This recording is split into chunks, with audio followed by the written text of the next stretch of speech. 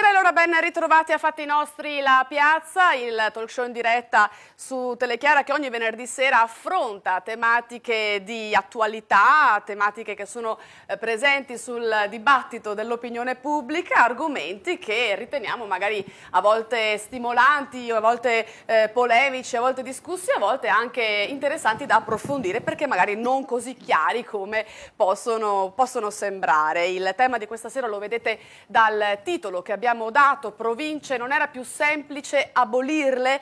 È una domanda che ci siamo posti provocatoriamente in virtù della trasformazione che le province delle regioni a statuto ordinario subiranno da qui ai prossimi mesi, accorpamenti, province che diventano città metropolitane, poli che nascono, insomma cercheremo di capire che cosa si trasformerà e come si trasformerà. Lo facciamo discutendone qui in studio con i nostri ospiti che vado subito a salutare e a presentare. Saluto l'assessore regionale Roberto Ciambetti, bentornato assessore al bilancio ma anche agli enti locali, affari istituzionali, quindi insomma è suo il tema purtroppo di questa sera. La sedia vuota, sta arrivando il presidente della provincia di Treviso Leonardo Muraro, lo stiamo attendendo, e anche presidente dell'UPI del Veneto. Salutiamo l'avvocato Francesca Mazzonetto, esperta in diritto pubblico, diritto amministrativo, che ci aiuterà a capire, a districarci anche nella burocrazia di questa trasformazione. Buonasera, bentornato Paolo Zabeo della CGA di Mestre, che ci aiuterà invece a capire anche che cosa succede a livello di risparmio, visto che questa modifica è un po' voluta per la spending review e il decreto Salva Italia, così è stato ribattezzato. E salutiamo anche Giorgio Dal Negro, presidente ANCI Veneto, l'associazione dei comuni, nonché sindaco del comune di Negrar, e quindi insomma anche lui rappresentante dei tre livelli degli enti locali, regione, province e comuni, che questa sera vogliamo mettere a confronto. Ma saluto anche il mio compagno di viaggio di questa sera e che gestirà anche la piazza virtuale, quella da casa, Alberto Feltrin. Buonasera. Buonasera ai telespettatori, buonasera, ricordiamo Elena anche ai radioascoltatori di Blu Radio Veneto che ci seguono alla radio. E io vorrei ricordare subito che questa, essendo una piazza in qualche maniera una piazza virtuale, prevede anche la possibilità da parte dei nostri telespettatori e radioascoltatori di poter intervenire magari tramite un SMS oppure direttamente anche al telefono. Ecco i numeri per i telespettatori, è possibile vederli in sovraimpressione, lo dico in maniera particolare ai radioascoltatori. Il numero degli SMS è il 392 666 0099, lo ripeto 392 666 0099, e il numero per poter intervenire al telefono è 049 84 81 984, ripeto anche questo per i radioascoltatori, 049 84 81 984. E intanto vedo che ci ha raggiunto anche il presidente dell'Unione delle Province del Veneto e presidente della provincia di Treviso. Parliamo proprio di loro questa sera, sì. Presidente. Quindi... Nonché presidente del consiglio direttivo dell'UPI nazionale, quindi insomma è suo il tema anche per lui questa sera. Ben arrivato Leonardo Muraro. Grazie a voi, ecco, senti Elena, sì. Io già a proposito di possibilità di interazione dei telespettatori e radioascoltatori vorrei leggere anche alcuni suggerimenti. Oggi abbiamo lanciato tramite la nostra pagina Facebook, abbiamo lanciato il tema, la domanda, ripeto, provocatoria, come diceva appunto Elena, di questa sera, e ne leggerei un 2-3, ecco, particolarmente significativi di messaggi che ci sono arrivati. Scrive Assunta: io lascerei tutto come ora, basterebbe solo far comprendere ai governanti delle province che bisogna lavorare uno per tutti, tutti per uno, assieme si può fare tanto con meno persone. E poi Leonardo, provincia di Padova, poi deve essere parte integrante della città metropolitana. Abbiamo anche un consigliere provinciale che scrive, non credo tanto provocatoriamente, sono consigliere provinciale e sono per l'abolizione delle province, ma in questa legislatura non è possibile farlo, la matematica parlamentare non è un'opinione. Ne leggo un ultimo, particolarmente significativo anche questo, perché è parte di ragionamenti che si sentono per le strade, nelle piazze. Pierluigi, che scrive Monti, sta facendo come Giulio Cesare, dividit et imperat, cioè dividi e comanda e assumi il potere, crede che tutti gli italiani siano cretini, le province vanno abolite tutte, il personale va dove serve come tribunali, forze di polizia e quant'altro. Insomma, già alcuni spunti che direi sono parte del dibattito che facciamo questa sera insieme ai nostri ospiti. A te, Elena. Parte del dibattito, province non era più semplice abolirle, l'abbiamo detto in apertura, è provocatorio perché tutta la trasformazione che si sta ponendo in essere in queste settimane, che poi vedremo che sviluppi avrà nei prossimi mesi, forse sembrava appunto semplificata dalla volontà iniziale che era quella di eliminare le province. Ma capiremo quale ruolo hanno avuto, qual è l'interazione che possono avere con il territorio le province stesse. Voi fateci sapere da casa che cosa ne pensate. Per capire, per inquadrare il tema di questa sera, ci ascoltiamo insieme la scheda redatta da Giulia Salmaso. Taglia, accorpa, unisce e cancella. La rivoluzione delle province è cominciata e così il decreto legge licenziato la settimana scorsa dal Consiglio dei Ministri ridisegnerà l'Italia. Ma dal paventato rivoluzionario grande riordino istituzionale, nonostante le minacce, le province si salvano, seppur ridimensionate nel numero e nelle competenze. Da 86 gli enti territoriali scenderanno a 51, comprese le 10 città metropolitane, tra cui Venezia. In tutto saranno soppresse 35 province, ovvero quelle che hanno meno di 350.000 abitanti o un'estensione inferiore a 2.500 km. Si comporteranno diversamente le regioni a statuto speciale, che avranno a disposizione 6 mesi di tempo in più per la transizione e potranno autoregolamentarsi nelle scelte. Da fine di giugno 2013 comunque tutte le province, anche quelle che non si vedranno toccare i confini, saranno guidate da un commissario, probabilmente il presidente della provincia uscente. Il sistema, dicono, andrà a regime nel 2014 e a novembre del 2013 si terranno le elezioni per decidere i nuovi vertici. Dal 1 gennaio prossimo, intanto, le giunte provinciali saranno soppresse e il presidente potrà delegare l'esercizio di funzioni a non più di 3 consiglieri provinciali. Dal 1 gennaio 2014 diventeranno operative le città metropolitane, che sostituiscono le province nei maggiori poli urbani del paese, realizzando il disegno riformatore voluto fin dal 1990 e successivamente fatto proprio dal testo costituzionale e tuttavia finora incompiuto. Per quanto riguarda il nord-est, molto è già stato detto. Da Roma hanno deciso di accorpare Padova a Treviso, Rovigo a Verona, trasformare l'area veneziana in città metropolitana ma lasciare invariate Vicenza e Belluno. Ma cosa diventeranno praticamente questi nuovi enti?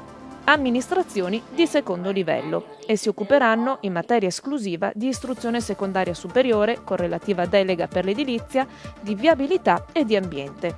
Quindi non solo meno province ma anche meno ambiti da seguire, quindi meno lavoro e di conseguenza meno dipendenti. Per cui una domanda sorge spontanea: che fine faranno i 3.007 lavoratori delle province venete? Infatti, nonostante la riforma accorpi i territori storicamente divisi da ostilità e vecchie inimicizie e stia già causando nervosismi revanscisti, l'aspetto più delicato dell'intera riforma sta da un'altra parte, nell'aspetto occupazionale. Il vero taglio, infatti, e quindi si suppone il vero risparmio, si realizzerà individuando gli esuberi, termine diplomatico per identificare nuovi futuri disoccupati o quantomeno personale da ricollocare o nei comuni o nelle regioni. La proposta, sottolinea in una nota al Consiglio dei Ministri, garantisce il dimezzamento dei costi, per un risparmio complessivo di circa 40 milioni di euro l'anno. Resta fermo il divieto di cumulo di emolumenti per le cariche presso gli organi comunali e provinciali, resta anche ferma l'abolizione degli assessorati. Infine gli organi politici dovranno avere sede esclusivamente nella città capoluogo. Ma da qui in avanti la materia smette di farsi delicata e diventa controversa. Se la maggiore voce del risparmio sarà data dalla riduzione del capitale umano, a subire saranno, come al solito, incolpevoli dipendenti. Se invece l'occupazione sarà garantita, sparpagliando il personale in altri enti pubblici, dove sia il risparmio appare meno chiaro.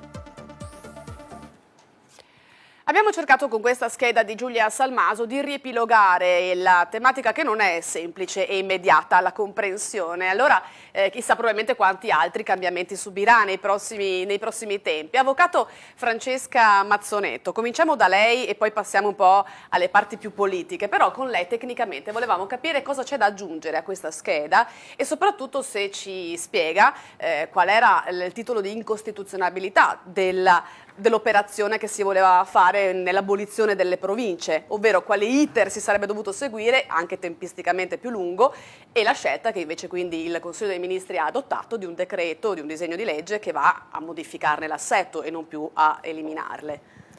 Sì, la domanda è giusta. Non era più semplice abolirle? Sì, sotto il profilo pratico certamente era più semplice abolirle. C'erano però dei problemi di costituzionalità, nel senso che ci sono vari articoli della Costituzione che prevedono le province, gli articoli 114, ci sono poi le province autonome di Trento e Bolzano, che non sono cosa da poco, l'articolo 120, l'articolo 119. Certamente attraverso una legge rinforzata, e cioè una legge costituzionale che però richiedeva maggioranze qualificate e un procedimento più complesso, sarebbe stato più semplice abolire le province. Voglio però sottolineare una cosa, questa è l'ennesimo tentativo di riforma emergenziale. Credo sia a tutti noto che nel nostro Paese le leggi si fanno quasi sempre in situazioni di emergenza. Sono fatte in situazioni di emergenza le norme dei codici di procedura civile, di procedura penale e del codice amministrativo, cioè materie che richiedono per definizione stabilità, sono sempre modificate attraverso leggi di emergenza. Non a caso le leggi che riguardano le province iniziano con enunciazioni di principio del tipo: abbiamo problemi finanziari enormi, siamo compulsati dall'Unione Europea e dal Fondo Monetario Internazionale, ergo è evidente che la vera motivazione di questa riorganizzazione è una spinta emergenziale dovuta ai noti appunto problemi di crisi. Quindi in virtù della spending review, infatti rientra nel decreto Salva Italia, bisognava fare subito qualcosa. Bisognava fare qualcosa, non lo so perché non ho avuto il tempo di documentarmi, ma credo che la riorganizzazione, o meglio la soppressione delle province, fosse prevista nella famosa lettera dell'estate del 2010 inviata dalla Commissione Europea. Debbo anche precisare che in tutto il mondo occidentale ci sono state riorganizzazioni territoriali. Una delle più famose è avvenuta negli Stati Uniti nel 1950 ad opera di un ex presidente degli Stati Uniti, Hoover. Questo per dire che anche gli stati invecchiano e hanno bisogno di un restyling. Qual è il nostro problema? Il nostro problema è la velocità e i continui passaggi che sono stati fatti in questo intervento. Perché noi non dobbiamo appunto dimenticare che di provincia si parla di un intervento concreto, si parla nel decreto Salva Italia, che è il decreto 201 del 2011, convertito nella legge 214.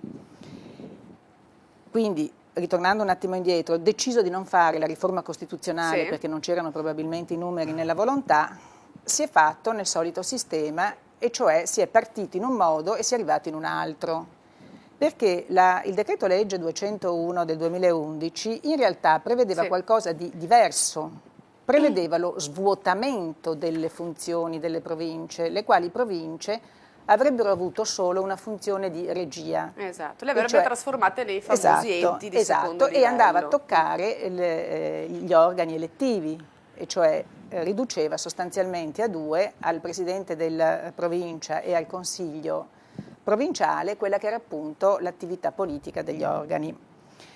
Dopodiché il nostro legislatore si è accorto che anche queste disposizioni che erano contenute nell'articolo 23 appunto del decreto Salva Italia erano incostituzionali.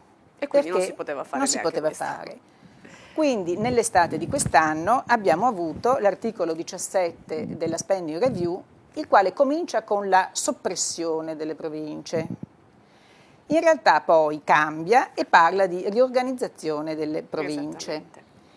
esattamente disposizioni urgenti in materia di province e città metropolitane, tradotto nel decreto legge 188. Certamente. Ecco, però se voi andate a leggere l'articolo 17 vi accorgerete che le province non hanno perso le loro competenze e quindi da quel svuotamento che era previsto nella norma iniziale, oggi se noi andiamo a leggere l'articolo 17 del decreto legge sulla spending review, convertito appunto nella legge numero 195, vi accorgerete che le province in realtà mantengono delle competenze di un certo rilievo e che sono pianificazione territoriale provinciale di coordinamento, pianificazione dei servizi di trasporto, programmazione regionale provinciale della rete scolastica, e cioè in buona sostanza quello svuotamento che era stato previsto non c'è più, e ambiente, e certamente ambiente, oltre naturalmente a tutte le competenze che permangono in capo alle province su delega regionale o appunto su delega dello Stato,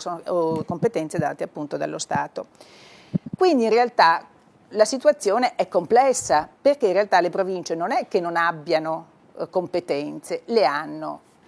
Ecco, il colpo di scena direi che è stato dato dal decreto legge 188, che è veramente qualcosa di molto originale e uso appunto un eufemismo, perché ritengo che una riforma costituzionale di queste dimensioni, fatta con un decreto legge che dovrebbe essere convertito nel giro di 60 giorni e che praticamente rivoluziona l'assetto appunto costituzionale, con problemi di trasferimento di materie, con problemi sul personale, perché credo che lì sia il vero appunto problema. Ecco, quindi diciamo che è un'azione fatta per mettere una pezza, chiamiamola così, a una necessità e un'urgenza, ma che comunque rimane un cambiamento talmente importante che andrebbe in ogni caso fatto a livello costituzionale. Non poteva essere fatto a livello appunto non poteva essere fatto attraverso appunto un decreto legge che richiede una conversione in 60 giorni e che non ha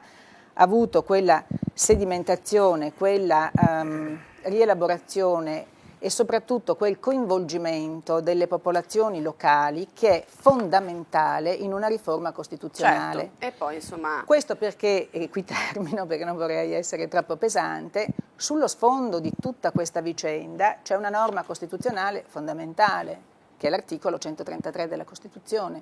E qui c'è una violazione dell'articolo 133 della Costituzione, perché l'articolo 133 della Costituzione, al primo e al secondo comma, prevede i mutamenti circoscrizionali sia delle province che dei comuni, ma con il coinvolgimento delle popolazioni, che non significa necessariamente il referendum, anche se preciso esiste una legge regionale che prevede consultazioni precise e quindi manca il coinvolgimento delle popolazioni.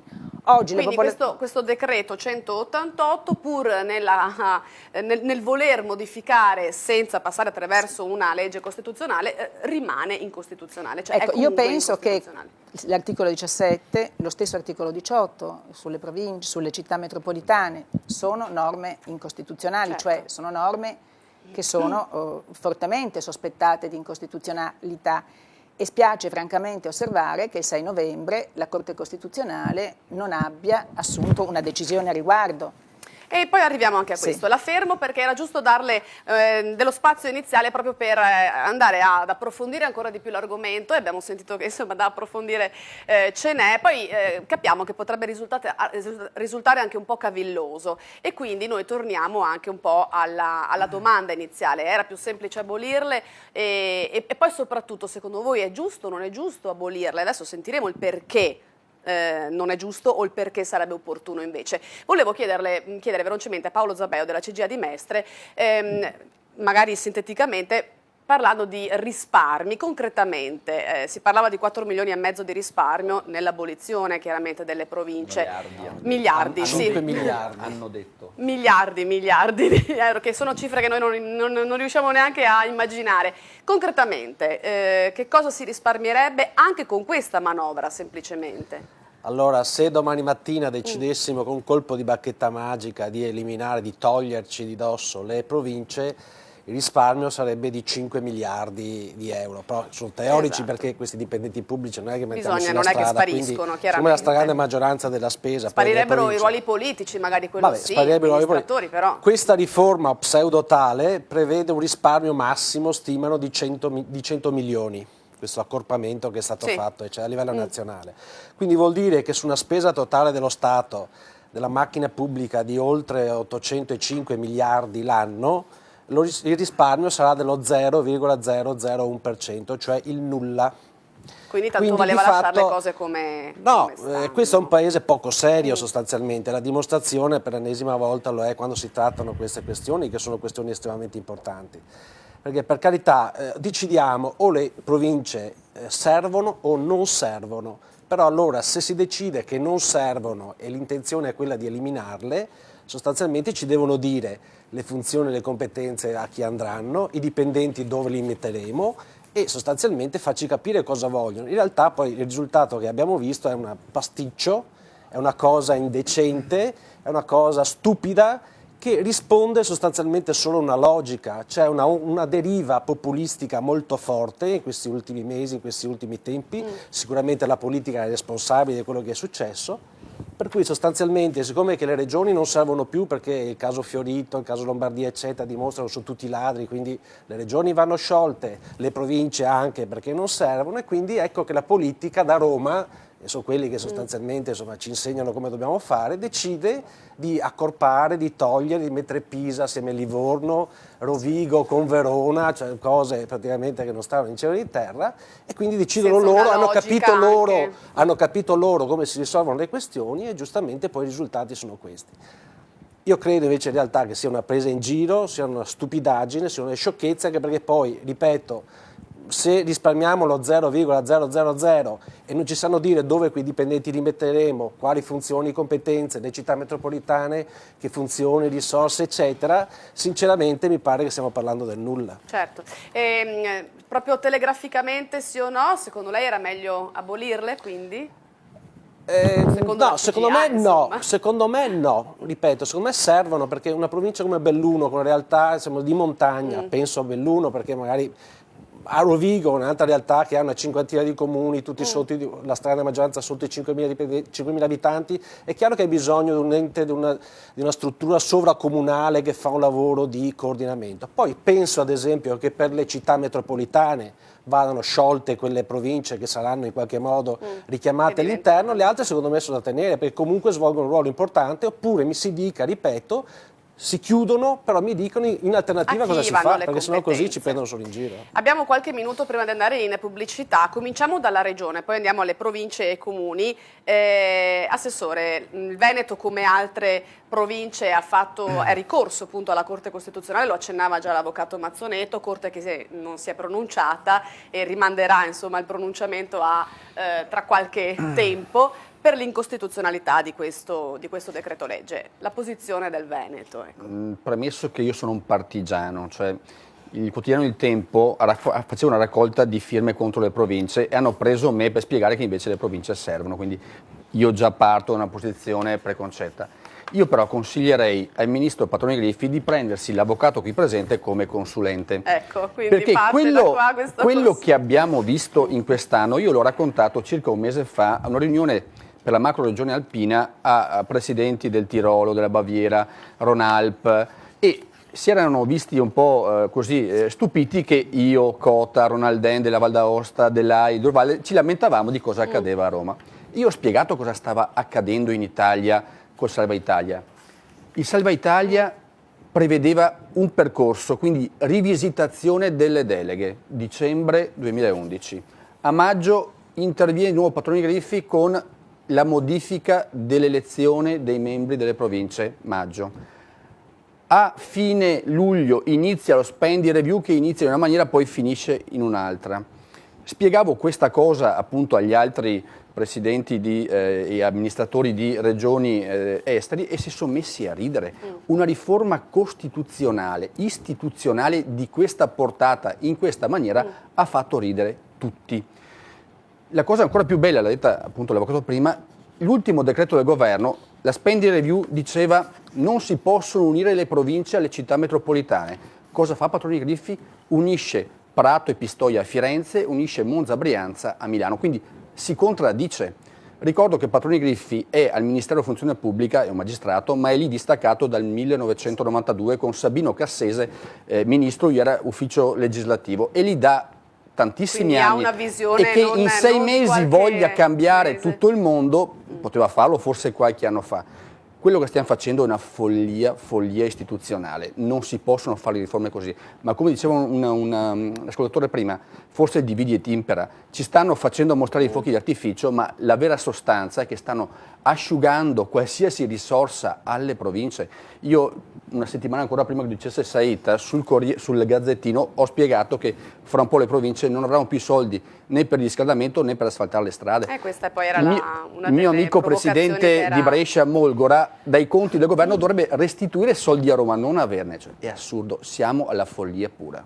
E abbiamo capito insomma la posizione, poi capiremo la Regione che cosa farà o comunque che cosa già sta facendo. So che è stato richiesto anche un consiglio regionale straordinario proprio su questo tema. Alberto, c'è qualche sollecitazione o comunque ricorriamo i numeri perché stiamo andando in pubblicità? Allora, ricordiamo i numeri, l'SMS 392 666 0099 e il telefono 049 84 81 984 e poi vi ricordo che ci potete seguire anche tramite Twitter e Facebook semplicemente cercando Fatti Nostri, la piazza. Ecco. E quindi ci fermiamo per qualche istante di pubblicità e poi ripartiamo naturalmente dai protagonisti, dalle province e poi anche dai comuni. Rimanete con voi e fateci sapere la vostra, tra poco.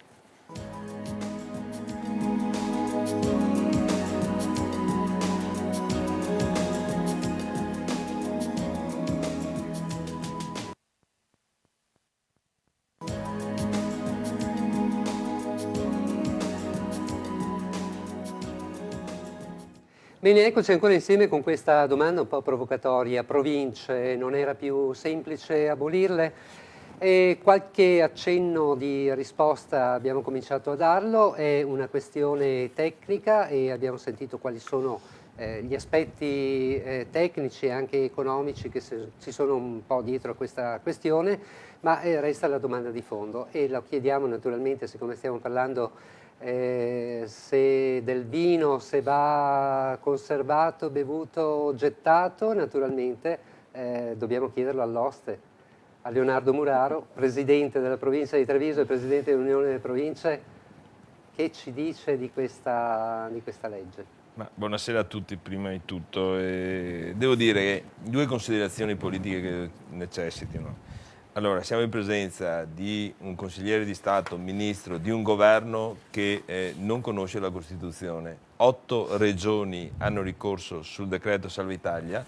La Corte Costituzionale, non so per quale timore, non ha voluto pronunciarsi a fronte di 8 regioni che dichiarano l'anticostituzionalità degli atti, a fronte di 7 province che fanno ricorso al TAR del Lazio, il TAR del Lazio rimanda tutto alla Corte Costituzionale. Di fatto sembra che in questo Paese non ci sia più una linearità e non ci sia nessuno che riesce a dire questa è la Costituzione. Cosa gravissima che un governo provveda in maniera anticostituzionale. Seconda cosa, ricordiamo ai cittadini che questo provvedimento riguarda 86 province, come prima la presentatrice diceva. In Italia sono 107 le province. Allora sono solamente le province all'interno delle regioni ordinarie. Tutto il pacchetto delle regioni straordinarie vivono su un altro Stato, non sono soggette di nessuna legge. Loro hanno altri provvedimenti o hanno allungato i tempi, ma loro sappiamo che sono i figlioli prodigi di questo Paese, dove pagano sempre gli ordinari e i super intelletti non pagano mai regioni speciali. Allora, noi non vogliamo, e siamo stati noi proprio come province italiane, province venete, a dire facciamo un riordino. Sicuramente le province da 30.000 abitanti non hanno nessun senso, siamo noi a dirlo per primi. È pur vero che di fronte al dato economico, con questo riordino, alla parte politica o amministrativa che sarebbe eliminata, sono 50 milioni di euro, scritto anche nella relazione tecnica del governo. Allora non è una questione economica, è una questione politica, diventa a questo punto. Una questione politica per dire alla gente abbiamo fatto qualcosa, male, ma abbiamo fatto qualcosa. E credo che qua sia in un momento in cui questo governo non riesce a decifrare la Costituzione, non riesce a fare provvedimenti per la nostra economia, un governo, ricordiamolo, non eletto dai cittadini, che da quando il governo Monti è entrato in funzione a governare, noi abbiamo avuto il debito pubblico che è passato da 1.955 miliardi di euro di debito pubblico a 2.000 miliardi, cioè il rapporto debito, produzione della ricchezza, l'economia del nostro paese, che prima era il rapporto 120% il debito pubblico rispetto all'economia, quello che si produce il paese, in un anno è passato dal 120 al 126%, aumentando di 6 punti percentuali il debito pubblico del paese. La disoccupazione è passata da 7,8% di disoccupati in questo paese, il governo Monti è riuscito a portarlo all'11,2%. Grandi successi? Sì. No, grandi. Sono dei dati da tenere in considerazione su come si sta muovendo questo governo. Certo. Allora, quando noi parliamo di province, le province non è che siano 300.000 e 2.500 km quadrati, sono o minore di 300.000 o minori di 2.500 km quadrati. Treviso, per esempio, abbiamo 900.000 abitanti, 2.473 km quadrati, sì. Ci mancano 22 km per entrare. Non ha una logica questo. Noi ci stiamo battendo sull'aspetto culturale, territoriale, perché le economie noi potremo farle, perché bisogna colpire le inefficienze di questo Stato, dove ci sono le inefficienze e gli sperperi di denaro pubblico. Ne parliamo fra un po'.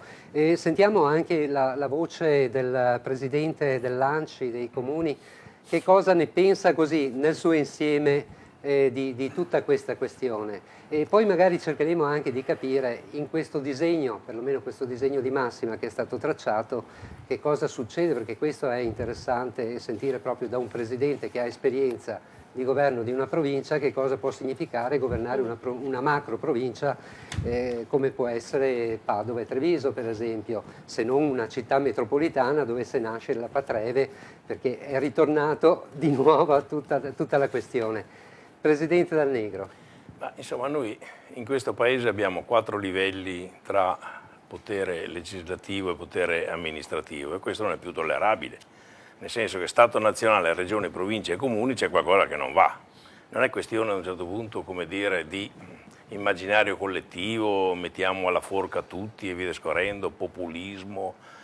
Bisogna anche riorganizzare il Paese. Allora l'avvocato ha perfettamente ragione, probabilmente la scelta è stata sbagliata, perché in una legge sostanzialmente finanziaria si tendono delle modifiche costituzionali. Abbiamo anche una Costituzione che molti dicono che è la migliore del mondo, di fatto questa è la prova provata, che non consente a nessuno di muoversi, se non con passaggi talmente, come dire, lontani nel tempo per cui le cose si perdono.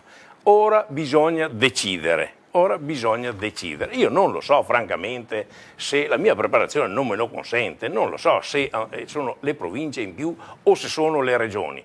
4 livelli non sono più accettabili, non sono più sopportabili né economicamente né per il vivere quotidiano della gente. Ci sono tutta una serie di meccanismi talmente farraginosi che neanche un sindaco capisce più le competenze. Gira come una trottola a un certo punto tra il suo comune, la provincia e la regione, e poi trova sempre un problema di carattere nazionale. Allora abbandoniamo, come dire, questa strada, probabilmente è sicuramente, ma attenzione però che di questa storia non è che si parli con il governo Monti. Se ne parla ad un certo punto negli ultimi 10 anni, non è che sia una roba che è capitata così improvvisa. Certo, sulle province eravamo tutti d'accordo. Improvvisamente quando c'è un piccolo passo avanti da parte del legislatore ci troviamo tutti in disaccordo. Questa sera sostanzialmente... sull'eliminarle quindi era... Allora voglio dire, di fatto dobbiamo prendere atto che il sistema Italia è un sistema che non può più permetterci di essere competitivi sotto tutti gli aspetti, quindi non solo economico ma anche funzionali, con l'Europa e con il mondo che va avanti a passi da gigante. Guardate che 50 anni fa, 70 anni fa, ad un certo punto, la finanza camminava su Verona, Vicenza, Rovigo e Belluno. Non è che le robe ad un certo punto non andassero, nonostante il freno della politica. Vogliamo che la politica sia ancora e sempre un freno in questo Paese? A mio modo di vedere, responsabilmente tutti dobbiamo assumere delle decisioni. Poi, guardate, non voglio fare, come dire, il bastian contrario o polemica, ma se questa legge passa in Parlamento, la Cassazione non dice neanche una parola. Senta, Non dice neanche una parola, per cui a un certo punto non ho capito tutte queste storie a un certo punto di carattere legale, che sono sempre incomprensibili peraltro al cittadino, e la dimostrazione pratica la vedremo fra qualche giorno. Se per caso sta roba passa in Parlamento, siccome è un decreto e bisogna tradurlo o non tradurlo, magari non passerà.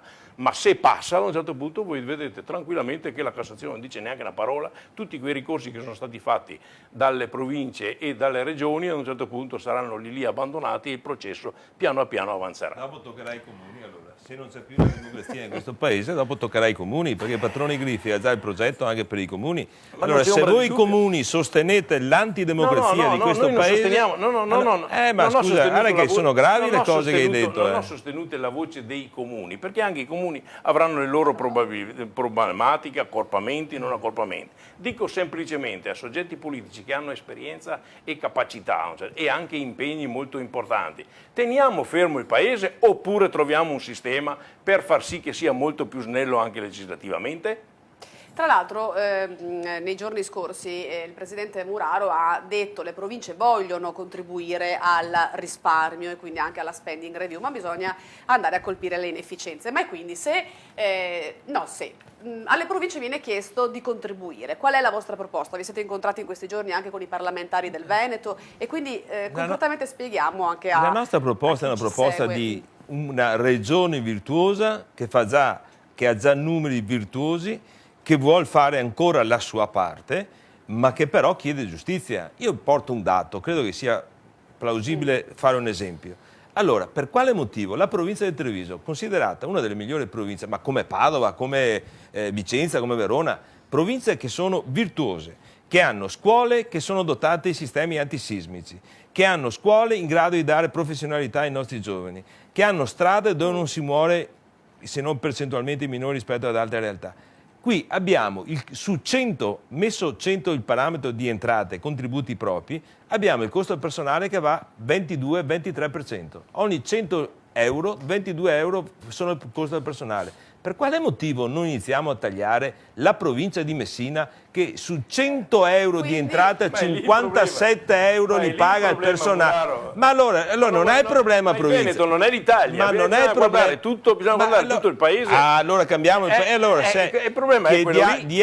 Eliminiamo lo Stato, a questo punto eliminiamo lo Partiamo Stato. dal contrario. Ma di fatti un sondaggio della Bocconi, il 98% dei cittadini dicono la prima cosa da eliminare il Parlamento. Allora eliminiamo quei burocrati che prendono 300-400 mila euro al mese, che vanno in pensione con 40 mila euro al mese, eliminiamolo quello, ma è un ragionamento populistico anche questo. Facciamo però un discorso di costi standard che si erano portati avanti e che adesso si sono dimenticati, perché è pur vero che ci sono province personale 20% e 57% Messina, media del sud dal 44 al 53% di costo medio. Dall'altra parte però ci sono anche comuni e ci sono anche le regioni. Certo. Il Veneto ha 2.000-3.000 dipendenti, poco meno di 3.000 dipendenti, la Sicilia ha 10 volte tanto. 10 volte tanto. Allora colpiamo le inefficienze. Ha messo il costo standard di qualità di servizio. Cioè se io ho un morto, 32 ogni 100 km di strade provinciali, ho 1500 km di strade provinciali, statisticamente un morto, 32 ogni 100 km. Le strade dello Stato hanno 4,84 morti per 100 km. Per quale motivo?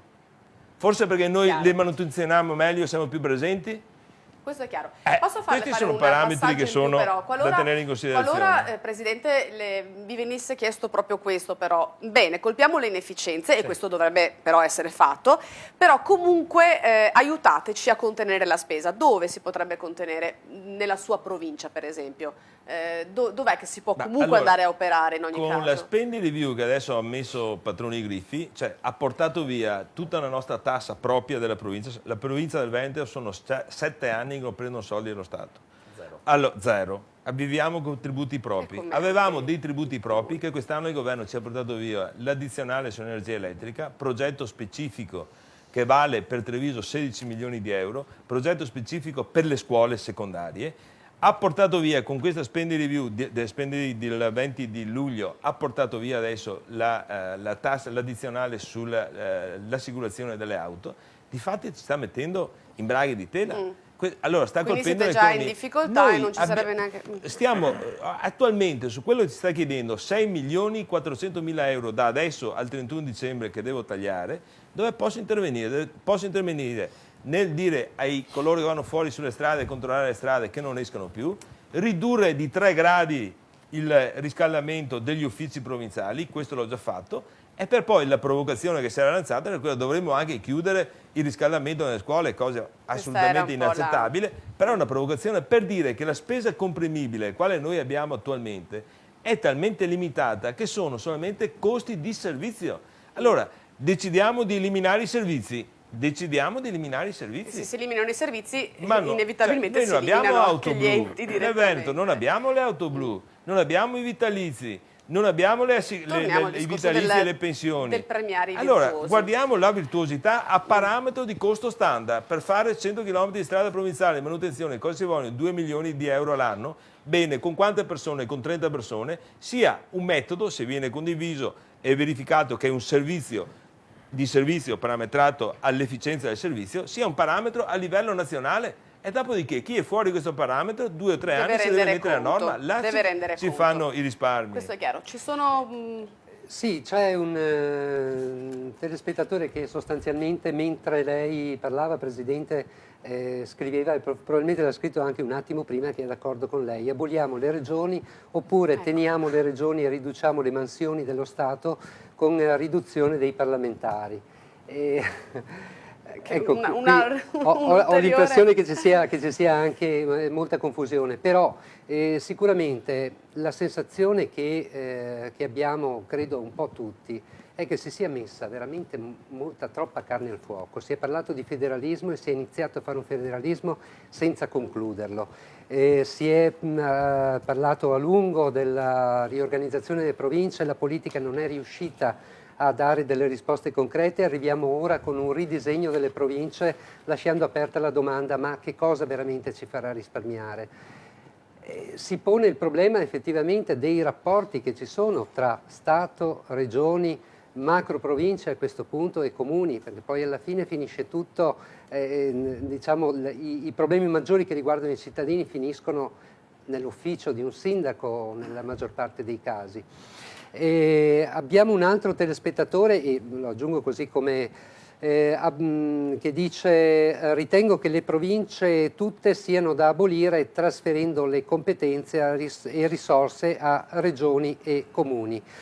Io vorrei aggiungere un altro elemento, poi magari, se sei d'accordo Elena, vorrei sentire l'esperienza concreta di un sindaco. A questo punto lo spogliamo della sua, della sua carica rappresentativa regionale di tutti i sindaci, ma dell'esperienza quotidiana nel rapporto con tutta questa serie di realtà che ci sono, province, regione e governo. La lascio pensare e intanto aggiungiamo un altro elemento di riflessione, che è quello del presidente di Confindustria Venezia Luigi Brugnaro, che ha idee abbastanza chiare soprattutto per quanto riguarda le potenzialità della città metropolitana.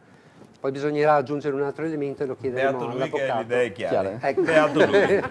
Appunto, e allora sentiamo quanto chiare sono, poi ci faremo spiegare anche quali sono le differenze oggettive tra provincia e città metropolitana. Prego, regia. Noi l'abbiamo sempre detto, secondo noi dobbiamo costruire una grande città metropolitana che sicuramente comprenda Venezia, Padova e Treviso, ma che anche possa arrivare a Rovigo, a Vicenza, a Belluno e forse anche a Pordenone. Questo chiaramente se le persone lo vorranno, se il popolo lo vorrà, cioè il progetto sarà lì, è un percorso che inizia inizierà con quelli che ci stanno per adesso e noi da oggi dovremo cominciare a lavorare sullo statuto, poi sarebbe bello essere in tanti già da subito, perché è giusto, già l'abbiamo già detto, sempre detto, che le persone possano votare, per cui devono essere poi le persone a governare, questo non può essere un ente eletto da questo o dall'altro. E poi non deve essere una struttura che in qualche modo venga ascritta a qualche parte politica, cioè dobbiamo immaginare invece che sia di tutti e possa essere anche con le difficoltà, con i dubbi, addirittura anche con le contrarietà, devono essere prese a insegnamento per capire come superarle e come tutti, Padova, Treviso, Venezia, in primis, territori più o meno lontani, si sentano partecipi di questo progetto, si sentano coinvolti e meglio di tutto è farlo già adesso che scriviamo le regole, meglio prima che piuttosto che dopo. Ecco. È un progetto che porterebbe dei vantaggi concreti anche per esempio per l'imprenditorialità, cosa cambierebbe? Beh, allora, per l'imprenditoria cambia tantissimo perché avremo un governo unico di tante cose, potremo competere con una massa critica come il fratello maggiore, cioè diventerebbe un sistema molto più organico, molto più compatto nei confronti di una sfida che ormai è globale, cioè noi non competiamo più tra stati. La competizione ormai è per territori omogenei, noi con la Baviera, Venezia con Parigi, Venezia con New York, Venezia con Londra, Pechino, Tokyo. Questo è il futuro che io vedo, per cui chiaramente le aziende sarebbero avvantaggiate a inserirsi sotto un grande cappello che dal punto di vista mondiale, questo grande brand ha un grande prestigio, ha una grande notorietà. Poi chiaramente ognuno sarà fiero e continuerà a essere fiero della propria identità specifica, personale, storica, locale, assolutamente vero. Va benissimo la goliardia, ci mancherebbe, non togliamo la goliardia, ma non prendiamoci sul serio, facciamo cose di massa critica maggiore, per cui anche le grandi esperienze sportive piuttosto che culturali devono essere di tutti. Possibilmente facciamo una cosa sola ogni volta, su ogni tema facciamo qualcosa di solo, facciamo un grande teatro, uno unico, dove possiamo vedere i grandi concerti, facciamo le grandi manifestazioni ma facciamole per tutti, facciamo che la Biennale arrivi a tutto il territorio, facciamo che i trasporti siano unici, che ci sia un biglietto unico, che ci sia un sistema universitario unico, che tra l'altro è compatibile tra Padova, Venezia e Treviso, perché a Venezia c'è lettere, ci sono lettere orientali, economia e commercio, a Padova abbiamo giurisprudenza, medicina, ingegneria, a Venezia c'è architettura, a Treviso c'è il design industriale, non c'è un doppione da un certo punto di vista, lasciando l'autonomia universitaria, ricordo architettura, scusate che mi dimenticavo a Venezia, tra le più importanti del mondo, tutte queste cose sotto un brand unico consentirebbero di avere gli studenti da tutta Europa che verrebbero qua a studiare per 5 anni, il che vorrebbe dire portare ulteriore ricchezza e per fare questo dobbiamo fare una città bella, cioè una città green, una città. Noi non dobbiamo immaginare che da quando diventa metropolitana cominciamo a costruire all'impazzata, tutt'altro, dobbiamo recuperare la connettività delle zone industriali e recuperare tutti anche i piccoli interventi nei piccoli centri, ammodernare, migliorare, ma non deve essere una cosa statica, una cosa in continua evoluzione. Qual è il bacino territoriale ideale? Quello che dicevo prima, cioè il bacino idrografico, quello che ci consentirà di intervenire sull'acqua, perché l'acqua è l'elemento che ci congiunge, lo vediamo anche in questi giorni delle alluvioni drammatiche, dobbiamo rimettere le mani all'assetto del territorio, quello che facevano i veneziani da sempre, quello che noi tutti abbiamo fatto da sempre, poi ognuno con le sue competenze, chi è lungo il fiume, chi è nel bacino, altro nella Cassa di Cormata, nei bacini montani, dobbiamo mettere le mani di nuovo ed è un grande lavoro, cioè abbellire una città vuol dire far vivere meglio le persone e attrarre nuovi investimenti. Questa cosa qua è un progetto secondo me che riguarderà i giovani per i prossimi 20 anni e saranno i giovani, devono essere i giovani a partecipare, a dire che la vogliono e come la vogliono. Da oggi si comincia, speriamo di essere in tanti e soprattutto tutti compatti. Tutti compatti, sicuramente difficile, l'abbiamo visto in questi giorni. L'accorpamento, secondo Brugnaro, significa una maggiore qualità di vita per i cittadini e una maggiore attrattività in questo caso per le realtà produttive e industriali nei confronti anche dell'estero. Sentiremo tra poco la Regione e le province cosa ne pensano i rappresentanti che abbiamo qui questa sera. Però tornando anche alla domanda che faceva Alberto in questo caso al sindaco di Negrar, non tanto al presidente dell'Anci Veneto, Dal Negro, cosa significa essere un sindaco e soprattutto se non ci fossero più le province un sindaco cosa cambierebbe per un sindaco e per un comune? Anche una domanda molto più realistica, se la provincia si ridisegna così come è stato previsto e abbiamo sentito anche dall'avvocato, si ridisegna in questi termini, ecco, che cosa succede per noi? Le domande sono due sostanzialmente, questo Stato nasce sui 3 livelli, cioè Stato nazionale, province e comuni. Il sindaco è sempre andato in provincia. il sindaco difficilmente andava a Roma, il sindaco andava in provincia e con il presidente della provincia studiava le sue problematiche che potevano anche avere problematiche di carattere nazionale e tra l'uno e l'altro risolvevano il problema, però le problematiche in generale erano risolte a livello provinciale.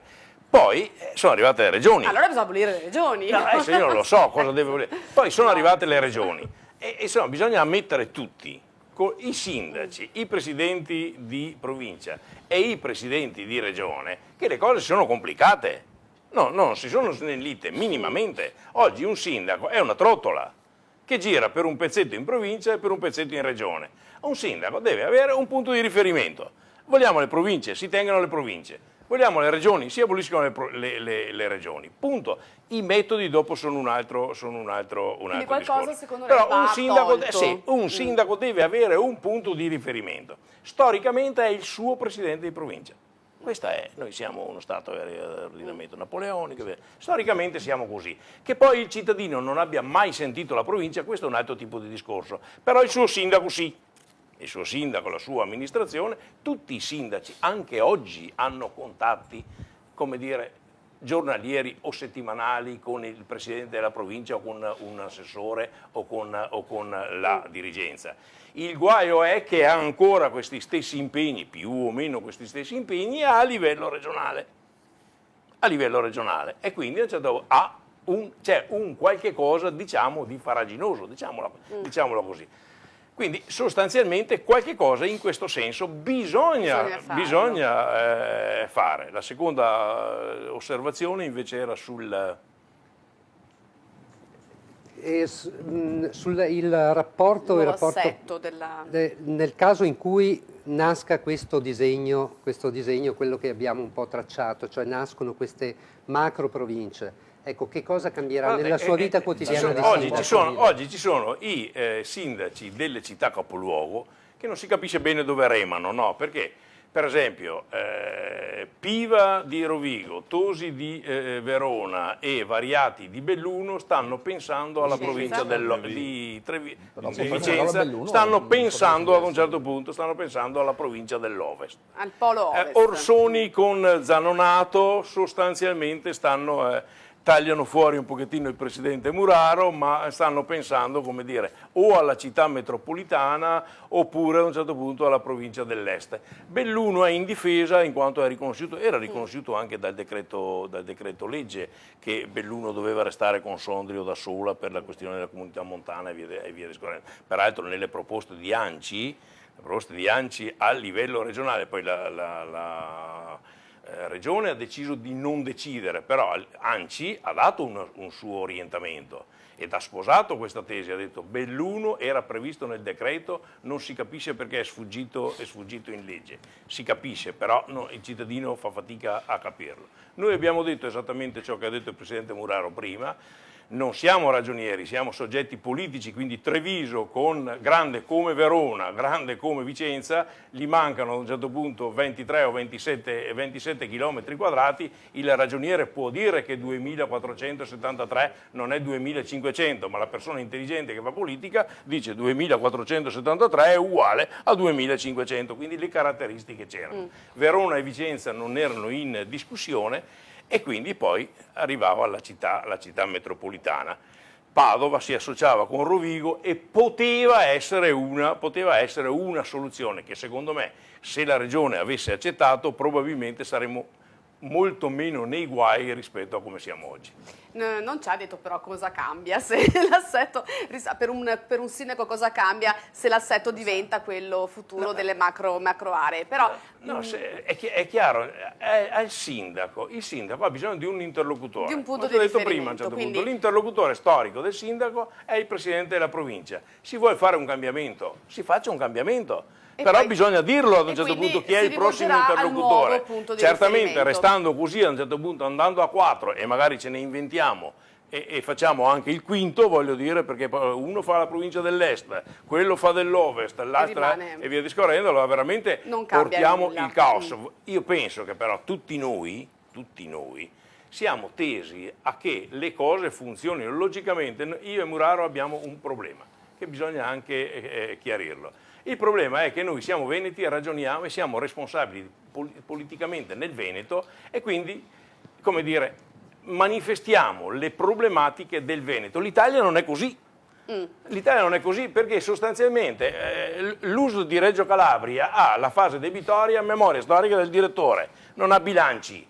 Tutte le regioni, tutte le province, il comune di Catania, l'abbiamo appena finanziato, il comune di Catania nel mese di novembre non pagherà gli stipendi, quindi dobbiamo rifinanziare un'altra volta. No. A Napoli dice il ministro a un certo punto non posso commissariare De Magistris, perché non posso? Perché è appena stato eletto. Ma la fase debitoria del Comune di Napoli continua a aumentare, allora non è che tu lo togli per questo o per quest'altro. Si fonde con Salerno. Vabbè, insomma, si farà come si farà. Ma allora, il limite che abbiamo io e Muraro è così. No, Alessandria va con Cuneo, Parma con Reggio Emilia. Ragionando nel Veneto abbiamo ragione. Ragionando sul paese non abbiamo più ragione. Vediamo se la pensano così anche le altre persone. Partendo da Zabeo, la interrompo Zabeo perché dobbiamo andare in pubblicità, torniamo subito con lei, con la sua risposta. Abbiamo dei tempi anche televisivi, voi fateci sapere cosa ne pensate al 392 666 0099. A tra poco.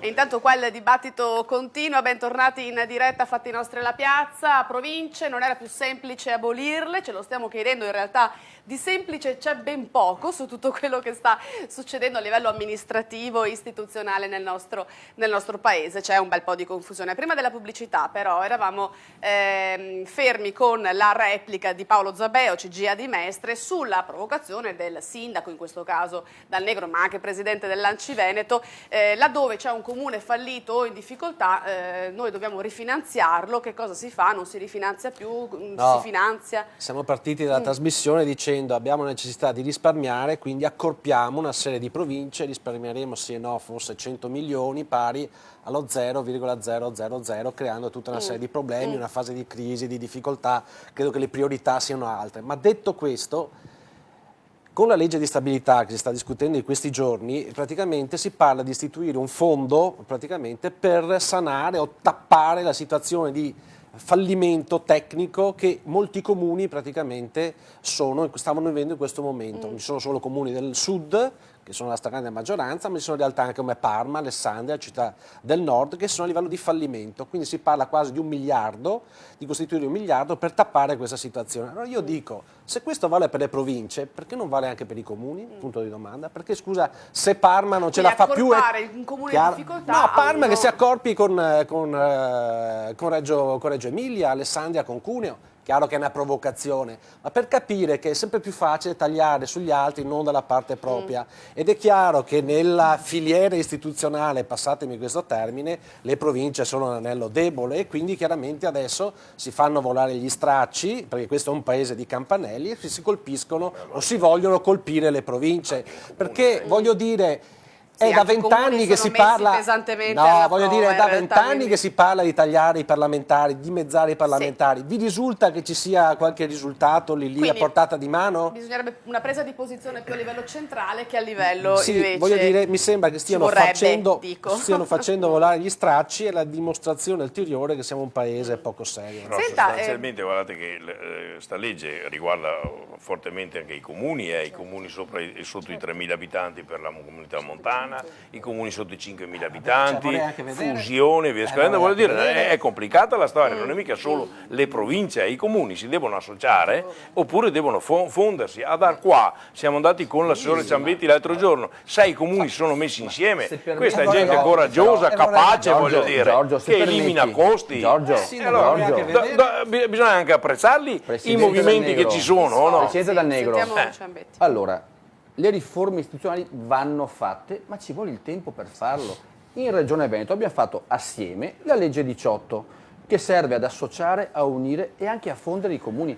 In questo momento in Veneto ci sono 6 gruppi di comuni che vanno verso la fusione, non accadeva dal 95. Siamo l'unica regione che sta facendo questo, perché in nessun'altra regione d'Italia si sta andando al processo di fusione, però appunto sabato mattina ad Arco Polesine abbiamo poi presentato un gruppo di 6 comuni che formeranno Civitanova Polesana, quindi 12.000 abitanti. Abbiamo fatto un anno quindi di legge. Unico comune, una vera e propria fusione in questo quindi riforma caso. istituzionale, secondo me interessante, ma siamo partiti un anno fa assieme e abbiamo costruito un percorso. Non puoi fare in un anno 3 volte cambiato l'obiettivo sulle province e rimettere tutto in discussione con un decreto che ha cambiato quelle cose all'ultimo momento. È assurdo ragionare prima così. Dal Negro diceva provocatoriamente la Regione ha deciso un po' di non esprimersi, ha fatto ricorso con le altre regioni per l'incostituzionalità, ma insomma poi la Regione nel suo documento finale ha detto questo: il Veneto in questo momento ha 7 province virtuose e vanno mantenute, dateci 6 mesi di tempo in più per poter lavorare e proporre qualcosa di diverso. Questo è quello che il Consiglio regionale ha votato e tra l'altro ha votato anche di riportare l'elezione diretta dei rappresentanti in provincia, perché un ente di secondo livello che vede solo 11 sindaci a gestire un ente provincia a noi crea qualche dubbio. Quindi questo ha deciso il Consiglio regionale. Senta, già che siamo su di lei, è stato depositato proprio oggi una richiesta di Consiglio regionale straordinario, Certo. c'è stata una raccolta firme, Certo. promossa da Verso Nord e altri Sì. in realtà. Abbiamo già qualche data? No, non ancora immagino, Allora, ma comunque come si affronterà la tematica? prossimo, il 20, mi pare sia, decideremo che per la settimana successiva, cioè entro fine mese, a cavallo dei primi di dicembre, faremo dei consigli straordinari. Perché riprendendo quanto abbiamo scritto sullo statuto, che prevede appunto la creazione di 2 aree, chiamiamole metropolitane, che non vuol dire creare un ulteriore livello, ma degli ambiti dove si possono riorganizzare i servizi, mettere assieme funzioni, far lavorare assieme i servizi di autotrasporto, cioè riuscire a fare delle organizzazioni territoriali che permettano di spendere meno. Ho qualche dubbio che una realtà provinciale come ha disegnato Patroni Griffi, che da Negrar arriva a Porto Viro, si riesca a coordinare bene il trasporto pubblico locale. Quindi provare a disegnare sulla situazione veneta degli ambiti di messa a rete di servizi per dare migliori servizi ai cittadini e con minore spesa. Ecco, scusami Elena, perché a questo proposito abbiamo anche un SMS che ci arriva. Pensate un po' da Giampaolo Bottacin, che è ex presidente della provincia di Belluno, e dice e perché no abolire ATO, BIM e altre robe varie? Io mi gestivo oltre al resto 6.000 frane e i sindaci e la gente lo sapevano. L'ATO, ricordiamo, mi pare l'ambito territoriale ottimale, che è un ulteriore ente era che il si aggiunge. percorso che assieme a province e comuni avevamo iniziano, cioè rivedere le competenze e riuscire a portare a livello provinciale un riordino di consorzi di bonifica, ATO rifiuti, per fare un lavoro di messa in ordine delle competenze. Però era quello che era descritto su Salva Italia, che è stato cambiato. Perché si è incagliato? Si è incagliato perché a luglio, quando si è iniziato a parlare di confini, è scoppiato il caos.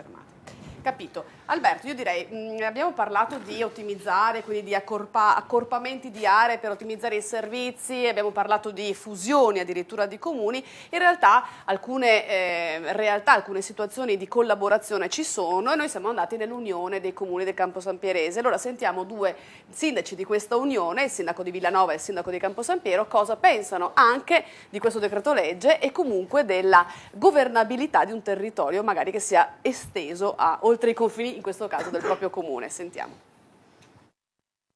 Siamo con Silvia Fattore, sindaco del comune di Villanova di Campo San Piero. Le vogliamo subito chiedere che cosa pensa di questo riassetto delle province, che cosa ne verrà ai cittadini, quali saranno i vantaggi e gli svantaggi secondo lei? Per la riorganizzazione delle province non credo che ci siano vantaggi particolari, anche perché la riorganizzazione è solo una riorganizzazione di tipo amministrativa, sappiamo quali saranno le funzioni che rimarranno in capo alle province e stiamo parlando semplicemente davvero di confini amministrativi e poi quelli che sarà il posizionamento dei servizi dello Stato. Credo che la questione invece che ai cittadini interessa è quello che sarà il processo di modernizzazione di questa grande area che è l'area metropolitana, di cui si parla ormai da tantissimi anni e che è riconosciuta da tutti, e delle possibilità, delle opportunità che potrebbero venire invece dalla città metropolitana di Venezia. Io credo che la vera sfida sia quella di dire impegniamoci per posizionarci tra le prime 3 italiane, quindi tra Roma e Milano, e riuscire ad esprimere una visibilità anche a livello europeo.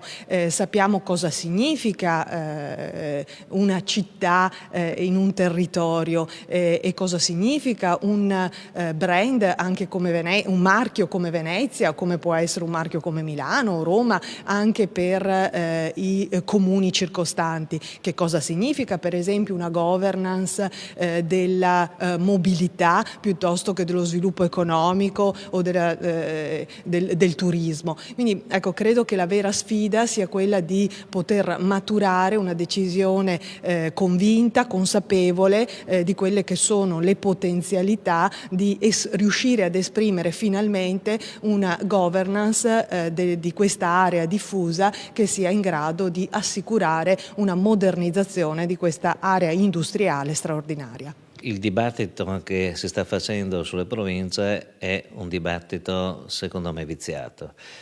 Sul riordino dello Stato andava fatta una riflessione profonda e, se è vero, come molti ritenevano, che le province erano considerate un ente inutile, esse andavano soppresse. Incredibilmente, invece di fare una riforma costituzionale, perché di questo si sarebbe dovuto trattare e discutere, hanno fatto con una legge di revisione della spesa un riordino statuale e addirittura oggi si è arrivato con la decretazione d'urgenza a provvedere su un qualcosa che di urgente non ha nulla. Le province sono necessarie, io pendevo per il no e sono profondamente convinto comunque che andava trovato un livello superiore sovracomunale del quale necessitano tutti gli enti locali, ovvero i comuni, il livello inferiore. Di questo non si è parlato, di questo non si è voluto discutere e di questo non si è deliberato. Ma i cittadini che cosa ne verrà di tutto questo riassetto secondo lei? E soprattutto lo capiranno? Ma i cittadini che ho incontrato si chiedono come mai questo sia avvenuto senza essere loro interpellati, per un verso. Per altro verso ho trovato cittadini che si schierano in maniera quasi fosse una partita di calcio in favore di questa o quella squadra. E se dovessimo parlare di città metropolitana? Ma la questione della città metropolitana secondo me è malposta, cioè siamo costretti a discutere di un argomento per il quale secondo me è stato sbagliato l'approccio, è stato sbagliato il metodo. Se dobbiamo parlarne nel merito, io credo francamente, molto onestamente e lealmente di dover dire che non so di cosa sto parlando, ovvero so perfettamente che nella Carta fondamentale della Costituzione è prevista la città metropolitana, ma la discussione che ora stiamo facendo è una discussione che nasce da un dibattito vecchio di 30 anni. Il Veneto ha un'area centrale riconosciuta, la Patreve, e su questo ci sono stati dibattiti, coinvolgimento di questa o quella categoria, di questa o quella università, di questo o quel politico a partire dagli anni '80 e francamente poi il dibattito non è sfociato in una soluzione istituzionale. Oggi invece con la decretazione d'urgenza si vorrebbe che questo o quel comune decidesse di aderire. E voi capite che dal punto di vista del merito qualsiasi amministratore serio non può che decidere a fronte di studi che mi dicono che ci inducono come amministratori a ritenere valida questa o quella soluzione, ovvero se con la città metropolitana invece che con la provincia noi avremo maggiori risorse, noi avremo soprattutto migliori servizi per i cittadini e di tutto questo francamente non vi è traccia. Ecco, qui abbiamo sentito da questo servizio di Micaela Faggiani, da queste interviste, anche la complessità di tutta questa serie di meccanismi, ecco, che si stanno cercando di realizzare, ma con tanti punti di domanda, e soprattutto non si riesce a capire chi debba decidere cosa, e alla fine la sensazione è che decida una persona a nome di tutti. Io però direi che a questo punto avremo bisogno di avere un po' di chiarezza dall'avvocato Francesca Mazzonetto. Le chiedo anche così, con grande sintesi, cercando di puntare sulle questioni qualificanti di queste diverse realtà. Allora, abbiamo sentito parlare di nuove province, quindi la provincia e questa realtà nuova che dovrebbe nascere molto estesa, di città metropolitane, di unione tra i comuni. Quali sono gli elementi che differenziano queste? Dunque, per completezza bisogna effettivamente aggiungere che la riforma che va sotto il nome di spending review toccava anche i comuni, come mi pare ricordasse precedentemente il sindaco. L'articolo 19 infatti prevede una riorganizzazione dei comuni fino ai 5.000 abitanti e quelli fino a 1.000 abitanti, dando anche parecchie opportunità, unioni, una terza forma di unione più complessa e anche in forma contrattuale attraverso convenzioni. Tanto perché si abbia idea della confusione, aveva ragione l'assessore nel ricordare che era stata fatta una legge regionale, la legge 18, che poi ha subito avuto l'interferenza dell'articolo 19 della spending review con termini, problematiche complicate. A volte veramente mi chiedo se il governo ricorda che ci sono anche le leggi regionali e che ad esempio appunto l'articolo 133 della Costituzione di cui parlavo prima a livello veneto ha avuto attuazione con una legge regionale che appunto il nostro legislatore statale sembra essersi dimenticato. Quindi nella visione legislativa a livello statale appunto nel 2014, che dovrebbe essere l'anno del grande cambiamento, sono coinvolti tutti, le province, l'istituzione della città metropolitana che dovrebbe subentrare alla provincia metropolitana, ad esempio appunto c'è la provincia di Venezia ad esempio, e poi appunto la riorganizzazione delle province. Quindi nel 2014 dovrebbe rinascere questo riassetto del territorio. Ecco, sulla città metropolitana, allora la città metropolitana a mio modo di vedere è qualcosa di affascinante. Lei pensi che la città metropolitana è stata prevista e se ne è parlato da oltre 20 anni, però per molto tempo è stata vista come qualcosa di burocratico ed era stata guardata, che credo con un certo sfavore da parte degli operatori del diritto e penso anche da parte delle categorie produttive. Improvvisamente è stata scoperta. Certamente Venezia ha il marchio, ha il brand, ma per esempio studi fatti sulle città metropolitane, perché noi arriviamo sempre ultimi in fondo rispetto anche agli altri paesi, no? Ci dicono che le caratteristiche della città metropolitana le ha Padova e Verona e Treviso, ma non le ha Venezia, ed è intuitivo, era quello che diceva prima la signora, nel senso appunto che Venezia attrae per la sua bellezza, però non ha poi le caratteristiche della città metropolitana. Ecco, anche qui ritorniamo al discorso che facevamo prima, cioè è un po' poco innamorarsi di un nome, bisogna poi approfondire che cosa vuol dire.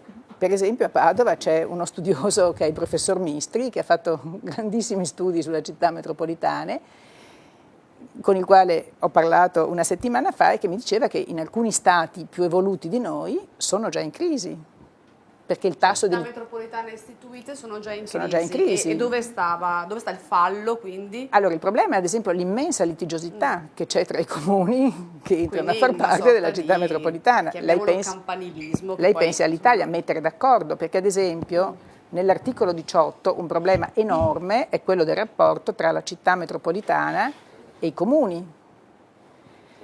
Qui voi sapete tutto in mano ad una conferenza metropolitana che deve fare lo statuto provvisorio, che è il cuore pulsante della città metropolitana.